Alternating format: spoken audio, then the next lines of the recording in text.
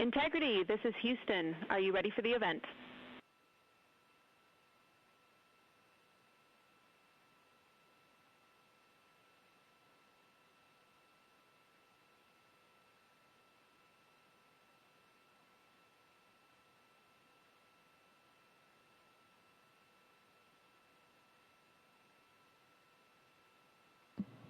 From Integrity, we are ready for the event. NASA Public Affairs Office, please call Integrity for a voice check. Integrity, this is NASA PAO Courtney Beasley. How do you hear me?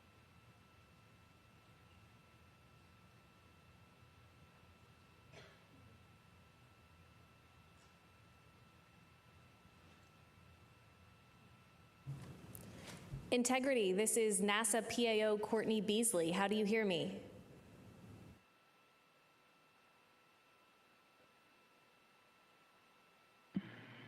Hey, Courtney, we hear you, but you are very low. Okay, I will try to talk a little bit louder. Reid, Victor, Christina, and Jeremy, it's great to see you today. We have a room filled with media eager to talk to you. Courtney, we have you loud and clear. Wonderful. We have a room full of media ready to talk to you today, and we also have them on our phone bridge. We have a limited amount of time, so we're going to go ahead and hop straight into questions. We'll start here in the room with Marcia Dunn. Go ahead. Marcia Dunn, Associated Press for you, Reid. Could you please describe your emotions when Jeremy called down to Mission Control to ask permission to name a lunar crater after your late wife, Carol? It was a pretty emotional, powerful moment down here.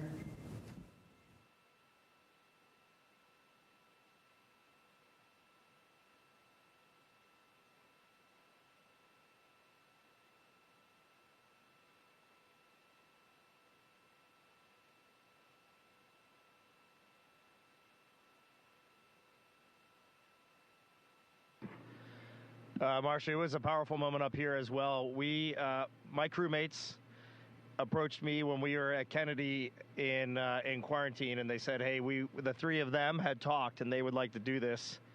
And that was an emotional moment for me, and I just thought that was just a total treasure that they had thought through this, and they had offered this.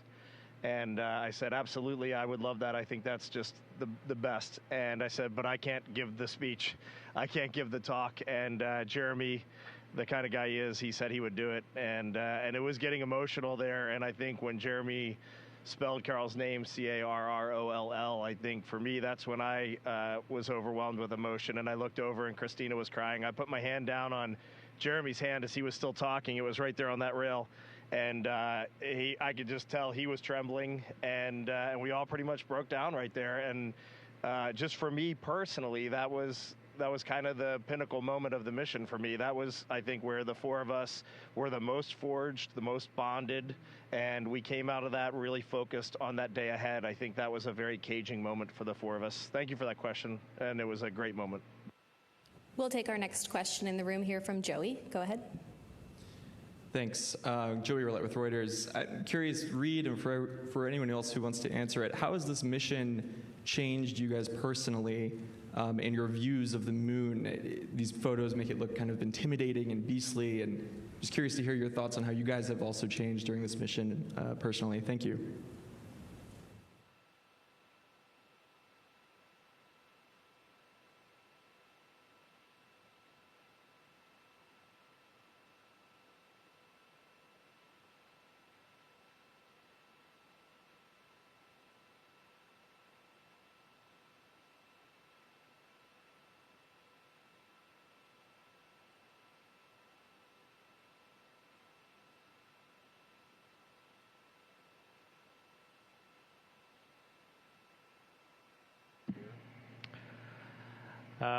I had an opportunity earlier to answer this question from my own perspective, and we have seen just some extraordinary things that I thought we might see. They looked similar to what I thought they might look like, and other things that I just had never even imagined. And those were different perspectives that we saw these things from, but I have to say, it hasn't changed my perspective or the perspective that I launched with. The perspective I launched with was that we live on fragile planet in the vacuum in the void of space. We know this from science. We're very fortunate to live on planet Earth. And the other perspective that I've sort of learned from others through life is that our purpose on the planet as humans is to find joy, to find the joy in lifting each other up by creating solutions together instead of destroying. And when you see it from out here, it doesn't change it. It just absolutely reaffirms that. It's almost like seeing living proof of it. Okay, we'll go ahead and take one more question here in the room and then head to our phone bridge. If you are on the phone bridge and have a question, just a reminder to press *1. Jackie, go ahead. Hi, Integrity. It's so wonderful to speak with you. This is Jackie Waddles with CNN. Obviously, there is a huge moment coming up with reentry. Can you describe your feelings, how you're preparing for that moment mentally and physically? And then as you prepare for the end of the journey, what are some moments that you know that you'll take with you for the rest of your life from this journey? Thank you.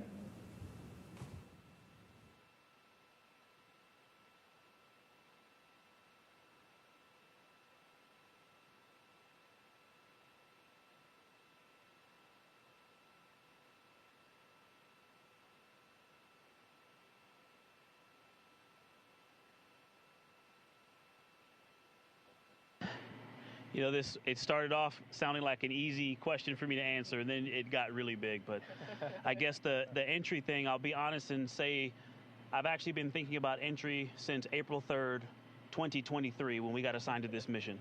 And one of the first press conferences we were asked, what are we looking forward to? And I said splashdown, and it's kind of humorous, but it's literal as well, that we have to get back. There's so much data that you've seen already, but all the good stuff is coming back with us. There's so many more pictures, so many more stories. And gosh, I haven't even begun to process what we've been through. We've still got 2 more days. And riding a fireball through the atmosphere is profound as well. So I have to answer that question later. I'm not sure, but I can tell you it's a lot. And lifelong memories. I'm going to be thinking about and talking about all of these things for the rest of my life, for sure. Yep. All right, we'll head over to our phone bridge. Our first question there is from Kelly Malone with Canadian Press. Go ahead. Hi, this is Kelly Malone with the Canadian Press. There's a lot of excitement about scientific advancements as a result of the mission. You just spoke about the data, and I know you've spoken about training on robotics in Montreal. What are the takeaways from the mission so far that might be applied to robotics or other international tech efforts in the future? And just a quick personal note for Jeremy. I'm told you got a surprise message from your family. Can you share what it was like to hear from them?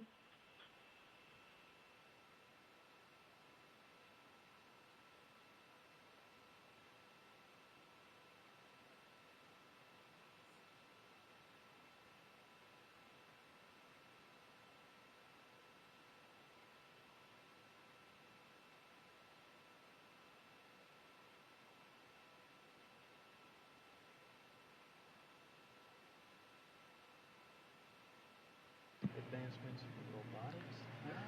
Well, when I think about the Artemis program in general, we've already seen some investments in pushing robotic technology forward for deep space that we're going to see put to good use in one way or another. And this is the beauty of this program that brings an international collaboration, sets big goals, and doesn't just talk about them, but goes after them and gets it done. We're going to need the advances in robotics. It's really hard out here. We're a long way from home. We've been learning the entire journey. We've been watching Mission Control learn. You do a lot of testing on the ground, but your final test is when you get this hardware to space, and it's a doozy. And our team has just performed. They've just knocked it out of the park. But it doesn't mean it might look easy from the outside. We can tell they are working so hard on the ground to do this, and we really appreciate them. And so when we get these next generation robotics on the surface of the moon and out in deep space, there's going to be some challenges, there's going to be some failures along the way, and there's going to be some learning that happens. On the personal note, Yes, I had some videos from all of my family, my 3 children, Devin, Ashley, and Caitlin, and my wife, Catherine. And when you're out in deep space by the moon and you are listening to a video they recorded for you before you launch, that's something. We all had it so great. Yep. Okay, our next question is from Micah Maidenberg with the Wall Street Journal. Hi, good evening. For anybody who'd like to answer, how do you think the flight has contributed to the broader Artemis program? Of course, it's not over yet, but what do you think the crew has already brought to the table for the next couple of missions? Thank you.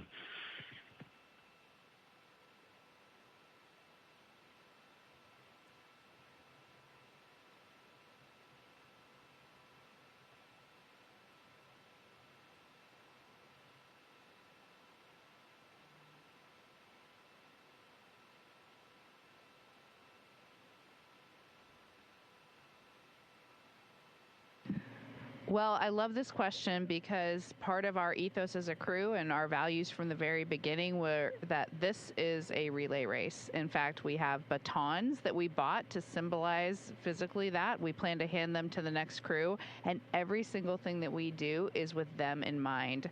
Oftentimes, it's actually easier in human spaceflight, especially on a first mission, to accept some of the things that aren't working quite right or the operational workarounds. And we have actually been diligent to try to fix everything, and we're always thinking from the perspective as what is the next crew going to think about this? How will this help them to succeed?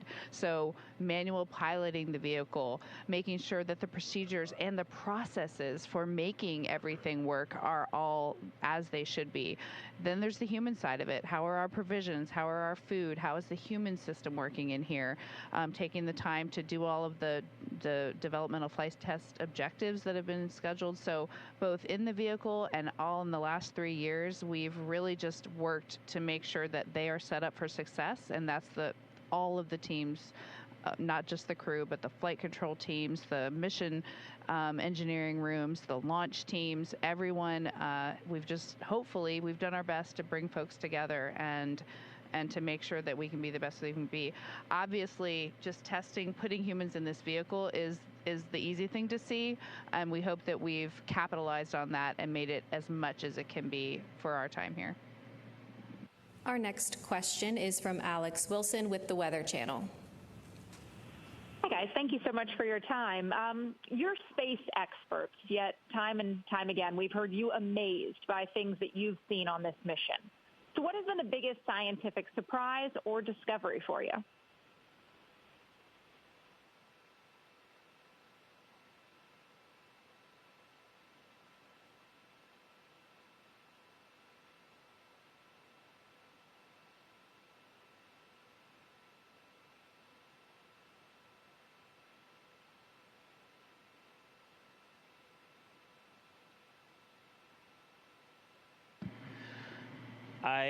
The whole mission, truly the whole mission, but we saw really amazing simulations made by our lunar science team about what the eclipse would look like when the moon was 30, 35 times bigger than the sun. But seeing that,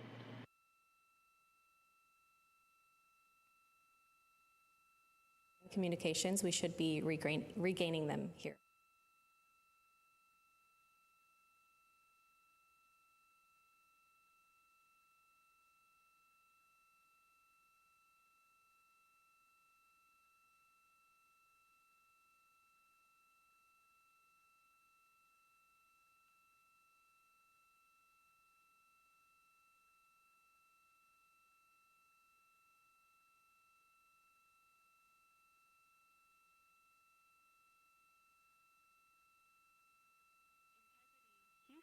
We lost your video and handheld mic audio stream. We are troubleshooting.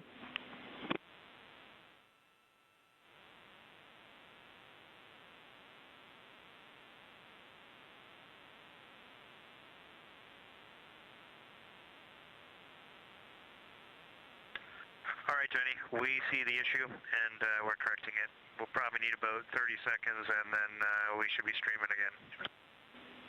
Copy. Sounds great. Thank you.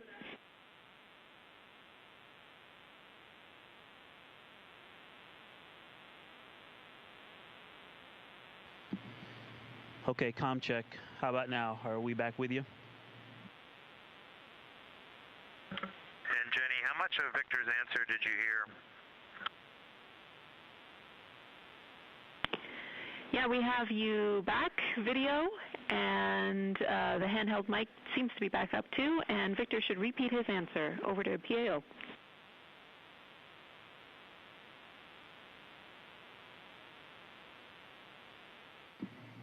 Okay,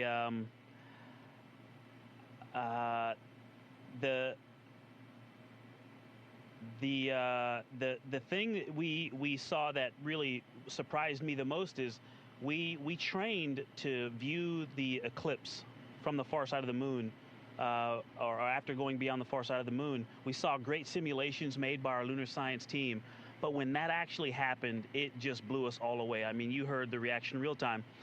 But it was the fact that we trained for it, and it almost was a thing that we were, I don't want to say unhappy about, but launching on April 1st meant the far side wasn't as illuminated as we were hoping. And so, you know, that thing seemed to be a consolation, and it was one of the greatest gifts of that part of the mission. Okay, we'll come back here in the room to Andrea. Go ahead. Hi, Andrea Leinfelder of the Houston Chronicle. I'd like to hear about life inside Orion. Christina, in the fall you said the capsule would feel bigger in microgravity. Does it feel bigger? And at what moments do you find that you're bumping into your crewmates, and what tips will you be given to future crews?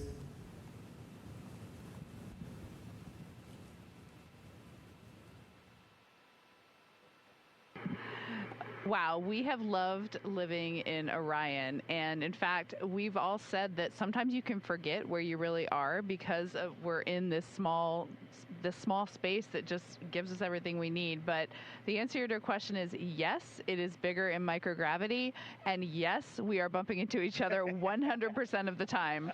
A phrase that you often hear in the cabin is, "Don't move your foot, I'm just going to reach for something right under it," or, you know, "Can I get there? And my goal is to get over there." And we're constantly moving around, whether it's to complete a task, to just eat, you know, to look out the window, to take a picture. Everything we do in here is a 4-person activity. But it's also really fun. Okay, we'll take our next question from Will. Go ahead. Thank you, Will Robinson-Smith with Spaceflight Now. It's good to talk with you all. Victor, I want to go to a comment that you made a couple of hours into the lunar observations. You said, and I quote you here, "The Terminator is calling to me." What was it about the observation of the Terminator specifically that was so captivating for you and the rest of your crew? Thank you.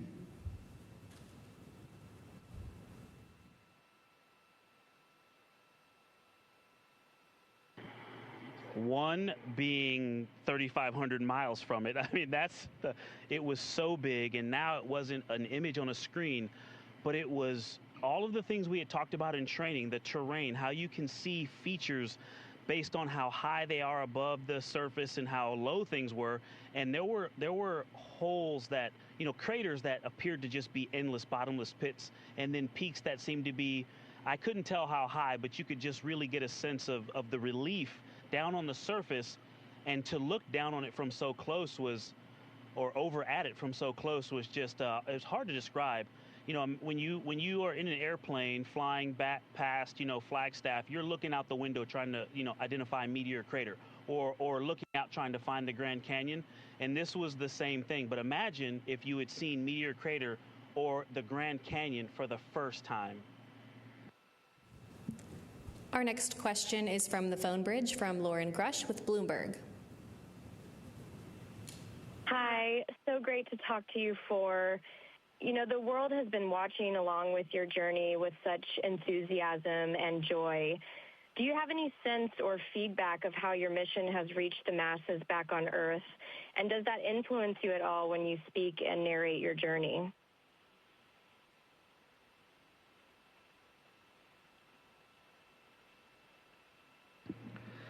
Thank you for this question. You know, we have had, I'm going to answer it a little bit differently than it was asked, but I'll get there in a second. But we have had a chance, the four of us, we've had 2 opportunities each to have very brief video chats with our families. And I will tell you, first of all, the four of us are now forged in a friendship that is very unique, and we will cherish this bond that we share for the rest of our lives. And then one of the neatest things being a crewmate on this spacecraft is not being in the family conference, but hearing your crewmates giggling and crying and just gasping and listening and loving their families from afar. Family is so important to all four of us, and that has been amazing. And when I got to talk to my daughters, Ellie and Katie, for the first time, like, I just couldn't even speak. I was just so overjoyed. I was crying. I mean, it is an amazing experience. But what also came from that is really our source of news on planet Earth. And those family members have been our source of how the mission is going from the public perspective. Obviously, they're all biased. Although most of our kids are teenagers, so maybe they're not quite that biased, but they're biased. But what we had really hoped, and we said it a lot before, I mean, we really are here to serve NASA, to serve our two nations, Canadian Space Agency, NASA, and the international community, and we're here to serve for Artemis II. But what we really hoped in our soul is that we could, for just a moment, have the world pause and remember that this is a beautiful planet in a very special place in our universe, and we should all cherish what we have been gifted. And I think for the folks that decided to tune in, and it sounds like it was quite a few, this has happened, and for that we are eternally grateful. Our next question is from Noah Haggerty with the Los Angeles Times. Hey, great to hear from you all. You had 40 minutes of a pretty profound solitude. You were, farther from Earth than any humans before you. No means to communicate with Earth. It was really just the four of you, the spacecraft, and the moon.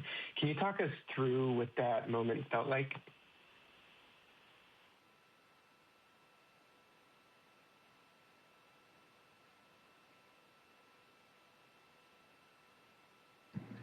Well, Courtney's running this press conference, and she knows I always speak the truth, sometimes with a little bit of embellishment.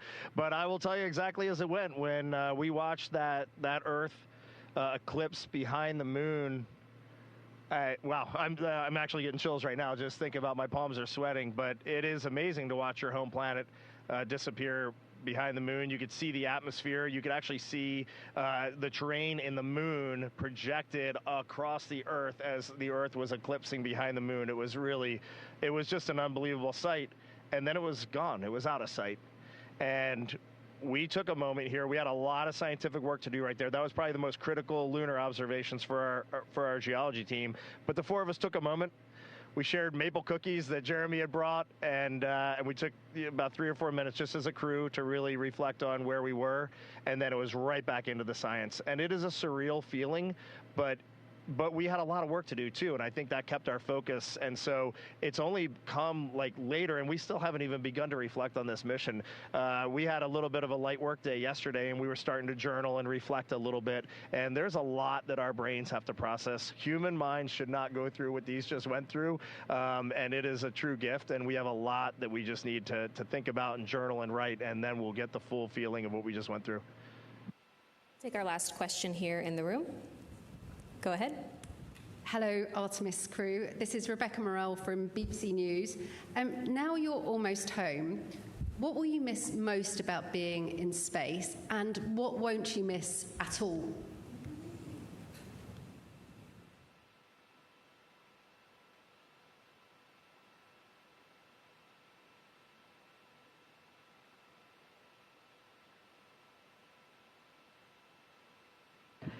Well, first of all, thank you for that question. I will miss this camaraderie. I will miss being this close with this many people and having a common purpose, a common mission, getting to work on it hard every day across hundreds of thousands of miles with a team on the ground. This sense of teamwork is something that you don't usually get, like, as an adult. I mean, we are close, like, brothers and sisters. 100%. And that is a privilege we will never have again. I have to say, I don't think there's anything I would say I won't miss or that I'm just ready to be over, because this whole thing is a package.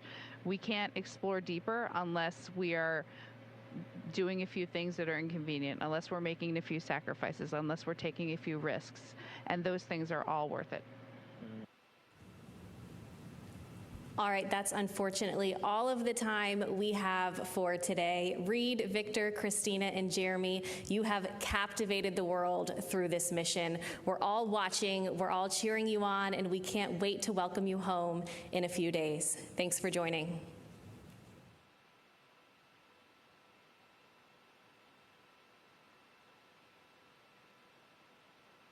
It was great hearing your voice again, Courtney. Take care. Integrity, this is Houston ACR. That concludes the event. Thank you. Thank you to all the participants. Integrity, we are now resuming operational audio communications.